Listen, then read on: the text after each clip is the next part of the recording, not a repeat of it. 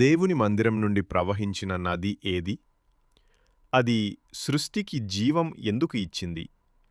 యెహెజ్కేలు ఎవరూ చూడని దృశ్యాన్ని చూశాడు. అతడు దేవుని మందిరం క్రింది నుండి ప్రవహిస్తున్న ఒక నదిని చూశాడు.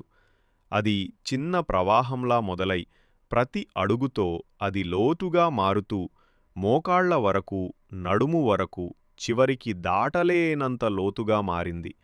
అది ఎక్కడికి ప్రవహించిందో అక్కడ జీవం వెల్లి విరిసింది. మృతమైన ప్రాంతాలు జీవంతో నిండిపోయాయి. నది ఒడ్డున చెట్లు పెరిగాయి. ప్రతి నెల ఫలాలు ఇచ్చాయి. వాటి ఆకులు స్వస్థతకు ఉపయోగపడేవి. ఇది కేవలం ఒక దర్శనం కాదు, ఇది ఒక ప్రవచనం.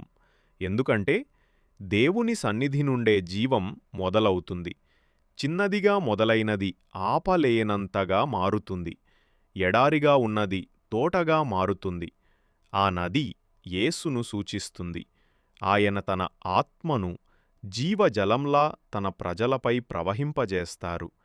ఈ నది ఈ రోజు కూడా జీవం ఇస్తుందని మీరు నమ్మితే ఆమెన్ అని టైప్ చేసి, యేసయ్యా మీ ఆత్మను నాలో ప్రవహింపజేసి నాకు జీవాన్ని ఇవ్వండి అని ప్రకటించండి.